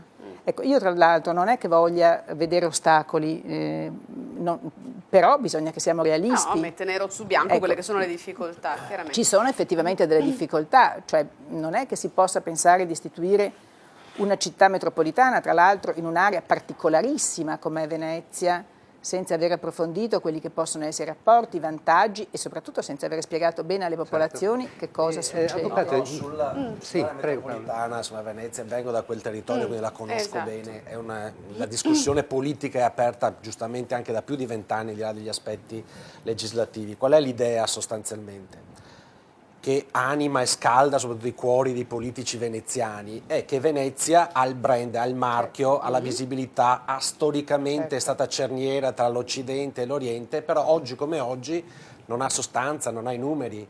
Il comune di Venezia ha 270.000 abitanti, Venezia centro storico ha 60.000 abitanti, cioè il nulla. Quindi Venezia ha la necessità, è stata per legge definita città metropolitana perché lo sono 10 realtà, comuni capoluogo di regione, ma la realtà sostanzialmente di crearsi quella corona di realtà con termine che in qualche modo sostanzi quest'idea.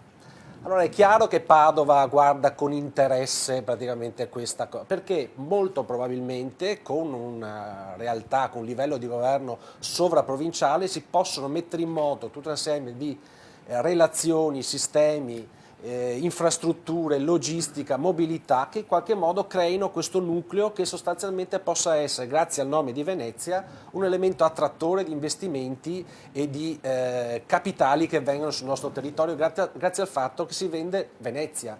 E non è un caso che Padova ci sta, perché? Perché Padova guarda ad esempio con molto interesse il fatto che può avere idealmente uno sbocco sul mare, perché se si apre la questione dell'idrovia veneta si collega il porto di Venezia con l'interporto di Padova, si parla di fare praticamente un porto offshore nel lato Adriatico fuori da Venezia, quindi capite benissimo gli interessi economici che entrano in gioco. Vendere il marchio Venezia è una questione che sta attraendo moltissimo perché è una competizione sempre più allargata internazionale.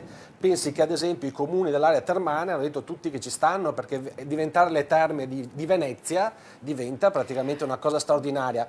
Per contro, le faccio solamente questo aspetto, le cito questo aspetto, Bibbione, che è una spiaggia notissima, la più alta insomma, nel nord Adriatico, è frazione del comune di San Michele al Tagliamento, è nella parte orientale della provincia di Venezia, a un tiro di schioppo dal Friuli Venezia Giulia, che è regione a statuto speciale. Hanno fatto il referendum, ma rispetto a tutti gli altri comuni contermini non ha deciso di andare di là, ha deciso di restare in provincia di Venezia perché Bibbione vende il marchio Venezia e quindi capite benissimo gli interessi economici che ci sono in gioco. Abbiamo l'assessore Ciandetti. Sì. Le cose davvero sono quelle di buon senso che tutti quanti ci coinvolgono quando ragioniamo sulla città metropolitana.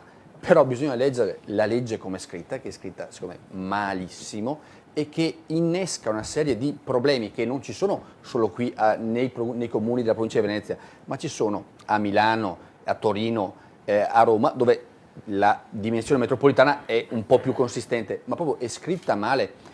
Per scrivere lo statuto della città metropolitana, se la conferenza dei sindaci metropolitani non si mette d'accordo, alla fine il sindaco di Venezia ha potere di veto assoluto e potrebbe in teoria decidere da solo. E qui viene meno la democrazia alla quale accennava anche prima Muraro. Siamo in chiusura di quest'ultimo blocco, però volevo chiedere a Zabeo per chiudere, ma quindi Venezia-Padova come unione, allora, neanche Patrese, quindi Treviso rimarrebbe comunque fuori. Io credo che la massa critica per far sì che esistano, include anche Treviso, non potrebbe essere diversamente, perché allora hai un bacino di 3 milioni di abitanti, sostanzialmente hai una massa critica in grado di sostenere. Se è chiaro che Treviso non ci sta e ci dovesse stare solo Venezia e Padova e i comuni contermini, è un primo passo, ma è chiaro che è un lavoro in progress, c'è la necessità che ci sia anche Treviso, altrimenti nasce zoppa. Insomma. Certo. Noi dobbiamo andare ancora in pubblicità, avremo l'ultimo blocco, potete ancora dire la vostra e torneremo a parlare ancora di province e di riorganizzazione anche sotto il punto di vista dei dipendenti, perché poi l'attenzione va anche a chi potrebbe potenzialmente perdere un posto di lavoro. Tra poco.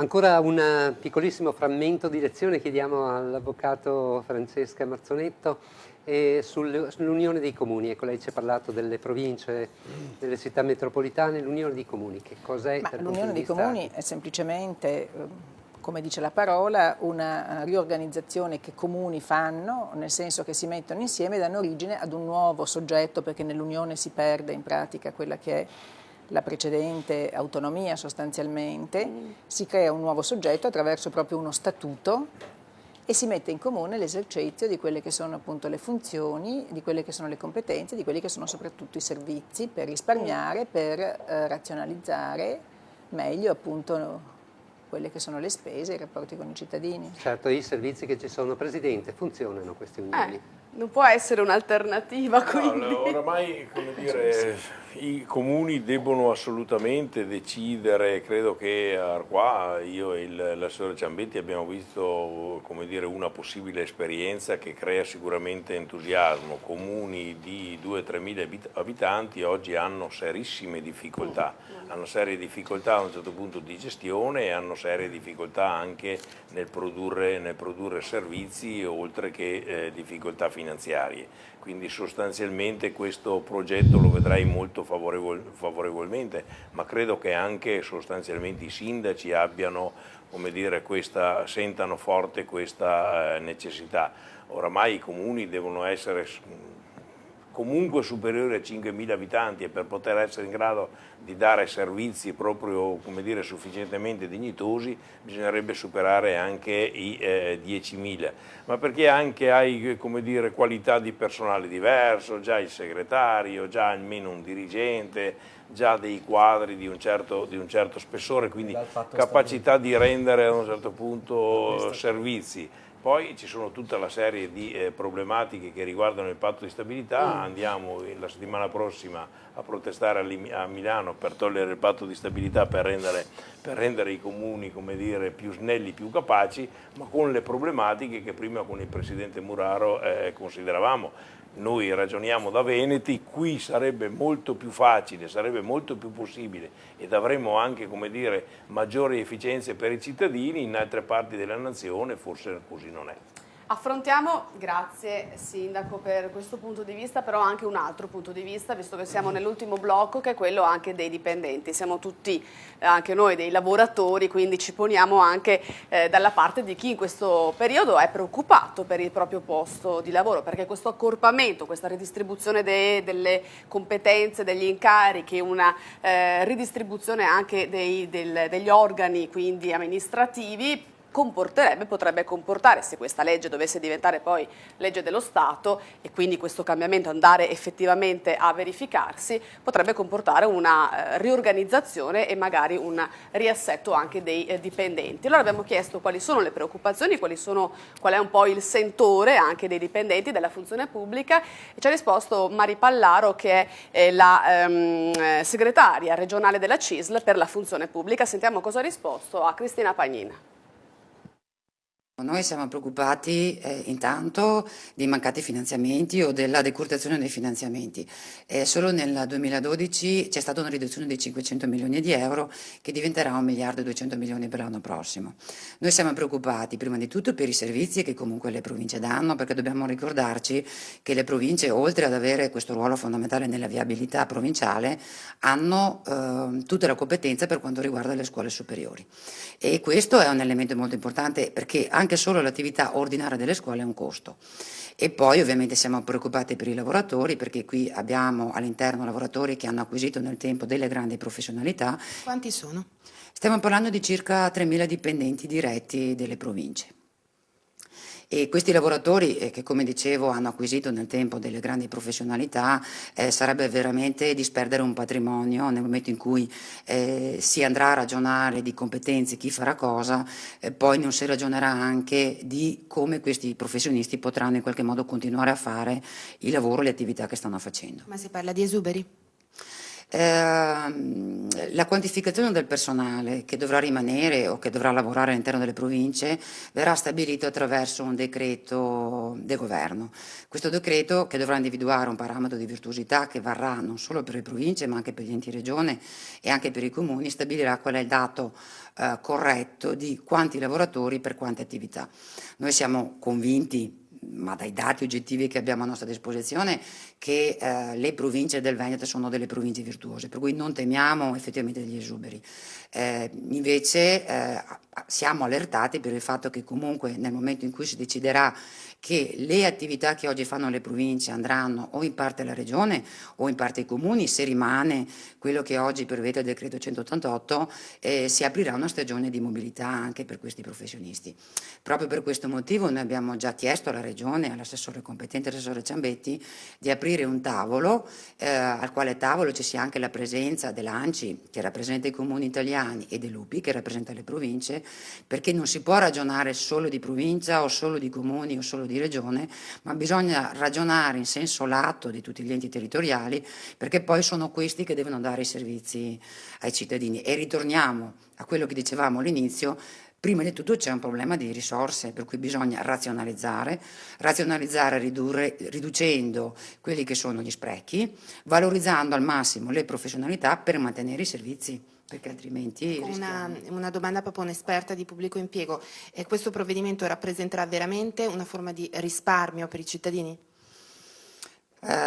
Io credo proprio di no, perché se poi questi enti i servizi li danno, che poi le risorse per darli qualcun altro le dovrà tirare fuori, per cui insomma credo che questo progetto sulle province nasca da un momento di visibilità o di consenso che anche questo governo tecnico doveva avere. Se veramente si voleva fare un'azione forte, dovevano allora, come avevano deciso all'inizio col decreto Salva Italia, abolire le province, e allora si doveva rimettere in discussione, però sappiamo che c'è una Costituzione e poi no, che insomma sarebbe stato incostituzionale fatto con una legge ordinaria. È anche vero che così oggi l'ente provincia rimane con delle funzioni, per cui tu tieni in piedi un ente con una struttura che avrà comunque dei costi fissi, e poi dividi le competenze dandole magari ad altri enti che hanno già oggi difficoltà a garantire i servizi che danno, per cui c'è poca chiarezza in tutto questo. Beh, non c'è dubbio che ci sia poca chiarezza. Mari Pallaro, della funzione pubblica della CISL regionale, diceva che sia un momento di notorietà, che avesse bisogno di dare un segnale questo governo tecnico, o che sia emergenza. Più volte si è parlato anche di decisioni d'emergenza, questo insomma va a sommarsi ai motivi che hanno portato a questa decisione. Però io vedevo Dal Negro che faceva di no con la testa, su cosa non era d'accordo, anche su quello che è la preoccupazione dei dipendenti pubblici. Io a un certo punto sono sempre stato un dirigente di aziende private. È chiaro che a un certo punto il primo giorno non abbiamo nessunissimo risparmio, quei 3.500 dipendenti lì da qualche parte dobbiamo metterli. Però se si accorpano funzioni, se il ragionamento vale per i comuni, non si capisce perché non vale per le province. Se si decide che il terzo organo, cioè le province, non debbono più esserci, non è una questione di costi oggi, è una questione di costi domani. Certo, i 3.500 dipendenti lì sono e lì restano, perché tanto non ne mette in mobilità nessuno. Però prima o dopo andranno in pensione e via discorrendo. Poi se si fa un discorso demagogico, come ho sentito un attimo fa dalla Pallaro, è chiaro, a un certo punto perdo 3.500, perché quando un imprenditore chiude la sua azienda ad un certo punto e da Verona la porta in Lombardia, cosa sta lì a guardare quelle robe lì? Purtroppo no, non le guarda queste cose qua. Ed è bella che, o venite là, purtroppo non le guarda queste cose. Io capisco che come dire, è anche antipatico sentirselo dire, però se dobbiamo risparmiare, se dobbiamo riorganizzare, magari partiamo dal basso, quindi ha ragione l'avvocato, ha ragione il presidente, però questo problema va risolto, perché messi in queste condizioni abbiamo un sistema talmente farraginoso che non diamo servizi ai cittadini, se non a costi che non possiamo più permetterci. La Pallaro, che ha parlato dei dipendenti, diceva anche o si abolivano e allora si eliminava il problema, oppure come sono adesso, se un servizio lo danno è giusto anche che rimangano. Allora, in questa riorganizzazione le province manterrebbero i 3 grossi servizi, i 3 grossi ambiti: la viabilità, le infrastrutture delle scuole e anche e i trasporti e l'ambiente. Sono 4 competenze. Sono già 4 e quindi non sono già più 3.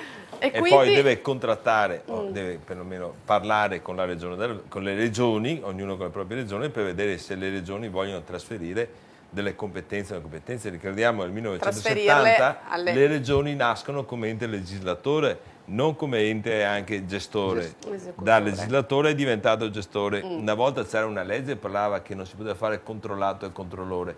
ma viene messa in Potrebbero discussione la trasferirle Costituzione, direttamente ai comuni? I comuni sarebbero in grado di gestire questi allora, servizi? se il personale della provincia, degli enti locali, che ha un contratto collettivo di lavoro parificato ai sindaci, ai comuni, passano verso la regione, hanno un incremento automatico di contratto di lavoro che è diversificato di circa un 20% in più. Per cui trasferire... Costano di più, quindi. Costano di più. La stessa cosa dicasi per il discorso che se io prendo i miei lavoratori del sistema stradale, manutenzione stradale, passano all'ANAS, l'ANAS ha circa un 30% in più di contratto collettivo. Se li passo ai comuni non è possibile, perché i se comuni li passi non hanno le risorse. Guardi, io metto a disposizione già 100 dipendenti che potrebbero chiedere la mobilità, basta che i comuni siano in grado di recepirla. Ne diamo 100 noi alla provincia. Vedi, cioè ormai è la guerra dei poveri, no? Perché i comuni non hanno i soldi per prendersi, avrebbero bisogno, ma non hanno i soldi per prendersi i dipendenti. Allora, dall'altra parte noi cerchiamo di fare anche la gestione assieme ai comuni, ma se pensiamo, ci sono comuni, senza nulla togliere, perché io sono il fautore, credo che prima base di livello istituzionale deve essere il comune, perché è là dove è il front office del cittadino, dove la parola è più importante di, non so, di 1.000 euro di contributo, la parola del sindaco.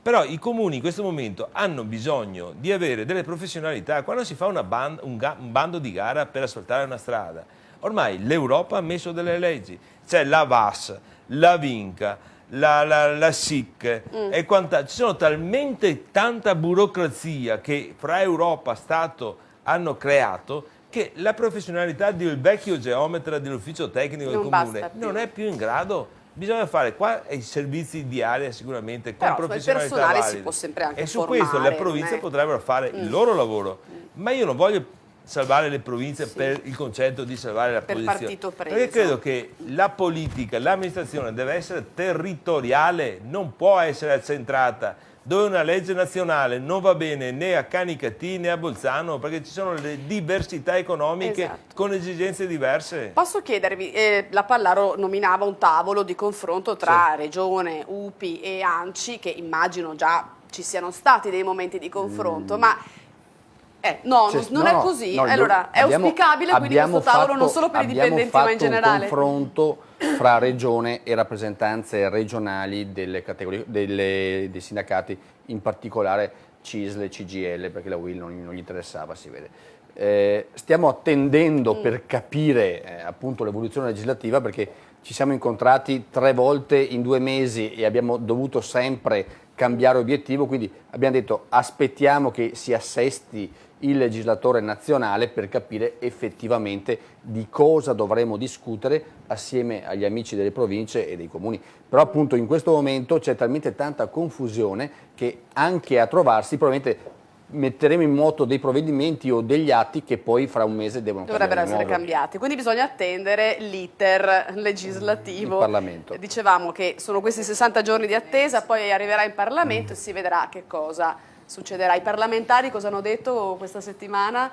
I parlamentari mal di pancia, si diceva prima. Molto a disagio, nel senso hanno mal di pancia sicuramente, non solo loro, credo che anche il Presidente delle Commissioni. Se pensiamo che sulla costituzionalità dell'atto andato in Commissione al Senato ha vinto i sì per un voto, quindi c'è un 50% il 50% è contrario, il 50%. Allora credo che è difficile poter approvare questo provvedimento. Ma non lo ripeto perché non si vogliono fare dei risparmi, è perché era fazzonato ed è un provvedimento inaccettabile in un paese che vuole confrontarsi con le grandi economie europee. Ma quindi secondo voi bisognerà aspettare il prossimo governo, che sarà un governo politico non più tecnico, per avere delle indicazioni più sicure? Io non sarei ottimista come il Presidente Muraro, secondo me magari per un voto, ma passa. Secondo lei passa? Passa. Credo che però questo passaggio poi ci creerà grandissime preoccupazioni. Disagi. Perché bene o male poi bisogna decidere a un certo punto solo, perché dire queste sono le 3 competenze, ma bene o male c'è tutto quanto il passaggio. Cioè fondare un'azienda di 1000 dipendenti è un problema che, se venite a vedere esattamente, ci sono lì ingegneri, avvocati, dirigenti ad un certo punto, commercialisti. Mettere insieme un meccanismo di questo genere, voglio dire, chiamano il sindacato, io e Ciambetti, come i rappresentanti istituzionali e poi il presidente Muraro. Guardate che non si fa mica in 3 giorni e qui hanno deciso, come dire, che il presidente è lui il capo e quindi amministra in qualche modo con Tizio, Caio, Sampronio per un anno, dopodiché si va a votare e si va a votare di secondo livello, perché si chiamano i sindaci. Beh, il pasticcio è fatto, non lo so come ce la caveremo, penso a un certo punto che non avremo bisogno di soli costituzionalisti, ma di decine di avvocati all'interno dei comuni e all'interno delle province. Vuole aggiungere pagherà la regione, quindi vedremo.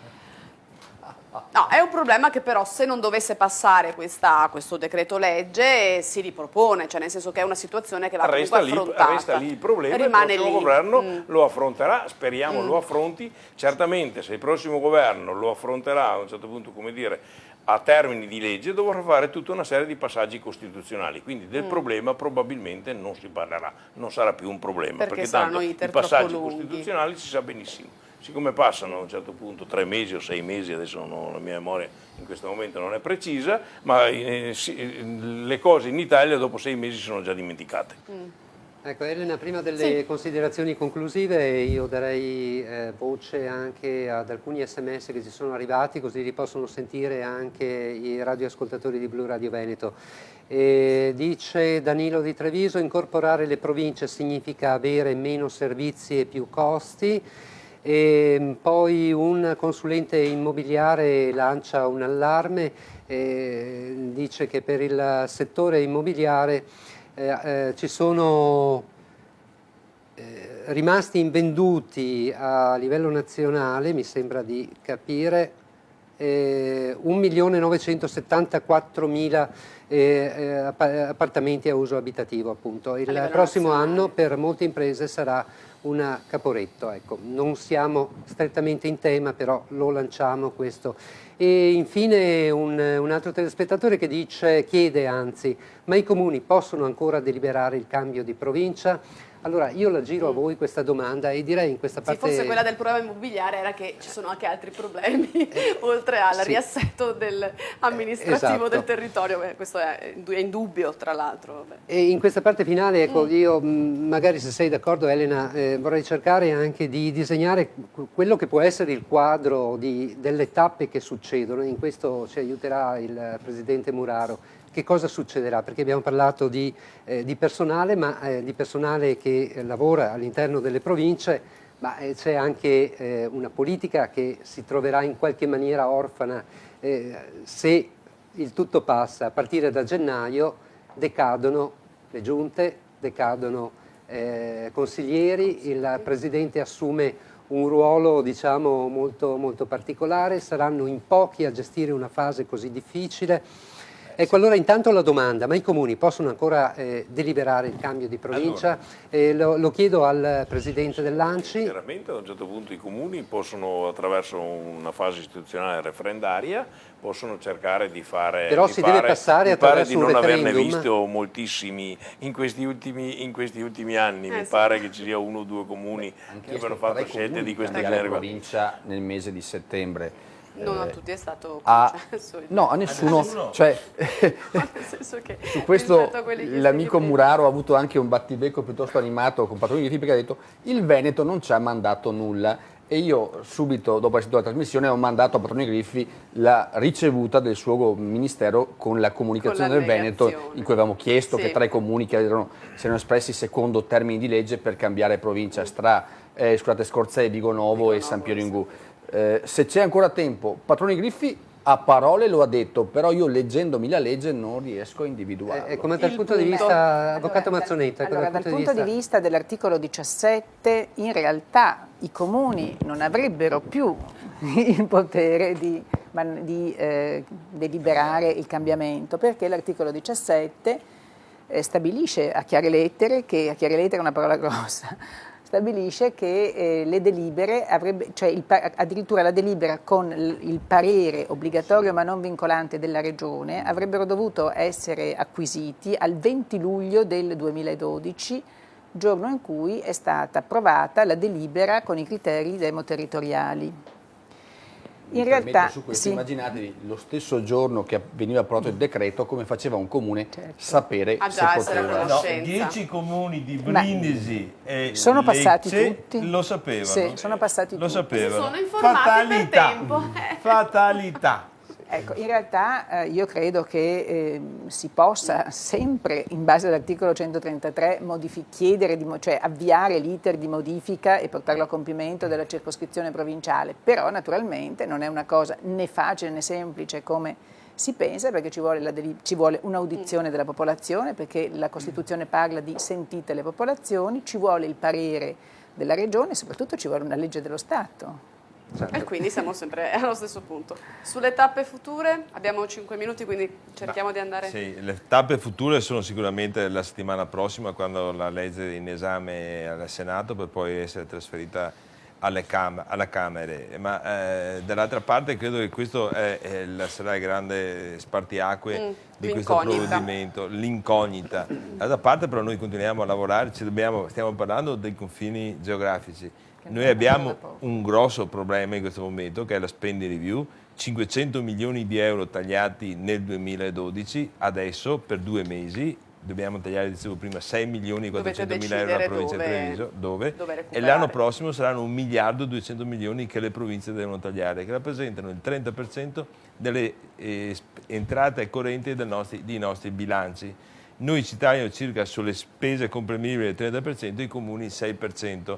Ecco, non voglio trasformarlo in una guerra tra i poveri, però queste sono le difficoltà che ci troviamo al giorno d'oggi a dover affrontare. Quindi queste dovete tra l'altro affrontarle subito. Cioè Questi sono numeri che a cui la matematica dobbiamo dare una risposta immediatamente, che significa eliminare parte dei servizi che stiamo riversando verso il territorio e i cittadini. Si parlava prima, e andiamo proprio in chiusura, di consultazioni popolari. Se la consultazione popolare su questa domanda, le province, non era più semplice abolirle, dicesse di sì, era più semplice abolirle, poi ci sta il capire se il cittadino ha le competenze, la conoscenza, ma voi sareste d'accordo se il cittadino decretasse sì, le province si tolgono? No, allora costituiamo una forma costituzionale, un comitato di riforma costituzionale che riveda la Costituzione, perché la Costituzione non può essere calpestata o variabile a seconda di chi la presenti, perché quando parlavamo noi, e entro partiticamente parlando, come gruppo Lega, e chiedevamo delle riforme, erano anticostituzionali e non si poteva parlare, eravamo i barbari che volevano uccidere la Costituzione in 150 anni d'Italia.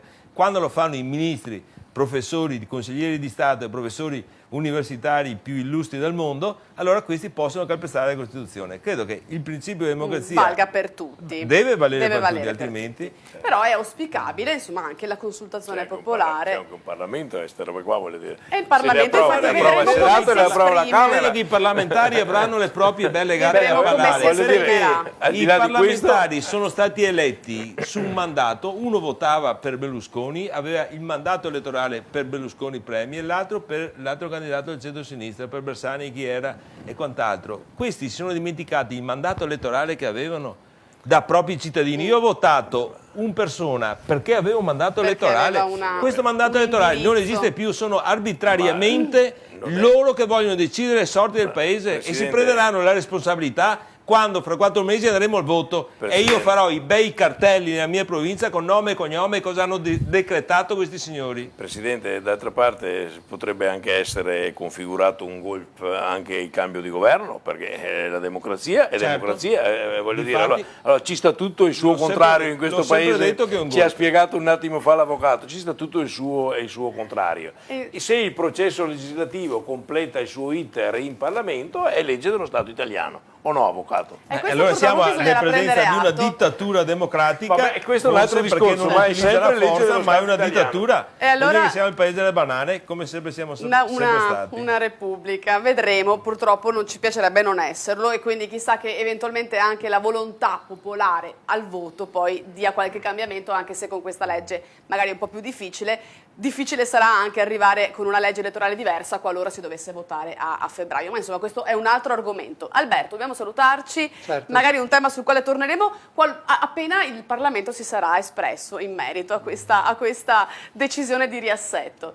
A seconda di che cosa succederà naturalmente. Ricordiamo ai telespettatori che Fatti Nostri ritornerà la settimana prossima, dove si parlerà di ricerca, in particolare la ricerca biomedica, a partire da ciò che è accaduto, molti telespettatori lo sapranno, avranno letto i giornali, ascoltato i telegiornali intorno alla vicenda della ricercatrice padovana Capua, che è conosciuta un po' in tutto il mondo ormai per le sue ricerche, e che dovrebbe essere trasferita con il suo staff all'interno della... Ha detto però, notizia di stasera, che rimane, perché l'ha commossa sì, esatto. L'intervento di Napolitano, e quindi ha detto che rimane pur nelle difficoltà. Vedremo cosa però insomma si dirà. parlerà dello stato della ricerca e di questa tentazione che c'è in tanti ricercatori, comprensibilissima, di fuggire altrove, dove si può trovare la possibilità davvero di lavorare bene.